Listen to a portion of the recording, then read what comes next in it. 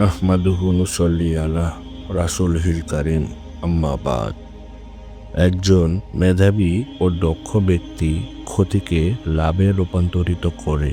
যেখানে একজন অদক্ষ লোক প্রায় এক মুসিবত থেকে আরেক মুসিবত সৃষ্টি করে নিজের দুর্দশাই কেবল বৃদ্ধি করে। নবী করিম সাল্লাল্লাহু আলাইহি ওয়াসাল্লাম মক্কা ছাড়তে বাধ্য হলেন, কিন্তু তিনি তার দাওয়াতি কাজ বাদ না দিয়ে বরং মদিনাতে তিনি দাওয়াতি কাজ চালিয়ে গেলেন।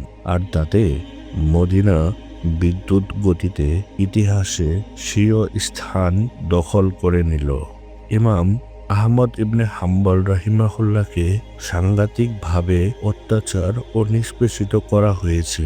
তবুও তিনি সে অগ্নি পরীক্ষা থেকে বিজয়ী বেশে সুন্নাহের ইমাম হয়ে বেরিয়ে এসেছিলেন। ইমাম ইবনে তাইমিয়া রাহিমাহুল্লাহকে জেলখানায় বন্দী করা হলো। পরবর্তীতে তিনি এমনকি আগের চেয়ে আরো বেশি সুদক্ষ পণ্ডিত হয়ে গেলেন। ইমাম সারাকসিকে বন্দী করে একটি পরিত্যক্ত কূপের নিচে রাখা হলো। সেখানে তিনি 20 খণ্ড ইসলামী আইনশাস্ত্র প্রণয়ন করলেন। ইবনুল আসির রহিমাহুল্লাহ পঙ্গু হয়ে যাওয়ার পর হাদিস শাস্ত্রের 2টি প্রসিদ্ধ কিতাব জামিউল উসুল ও নিহায়া লিখেছিলেন।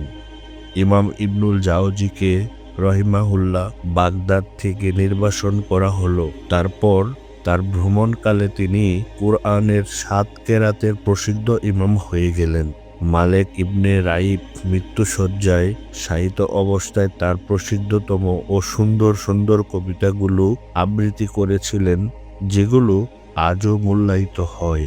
আবু জুয়াইব আল হাজালির তার ছেলেরা তার সামনেই মারা যাবার কালে তিনি তাদেরকে যে উচ্চ প্রশংসা সমৃদ্ধ কবিতা রচনা করে শোনান, তা বিশ্ববাসী শুনে আজও যথাযথ মূল্যায়ন করছেন।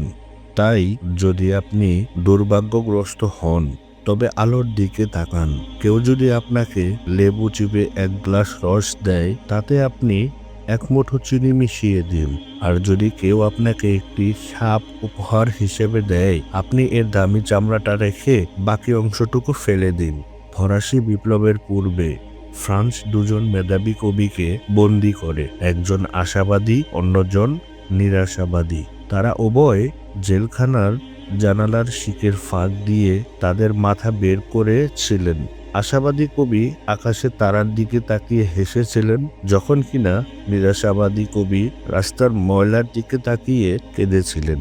বিষাদময় ঘটনার অপর দিকে তাকান। নির্ভেজাল মন্দ পরিবেশ টিকে না। সব অবস্থাতেই একজন আল্লাহ সুবহানাহু ওয়া তাআলার পক্ষ থেকে কল্যাণ লাভ ও পুরস্কার পেতে পারে।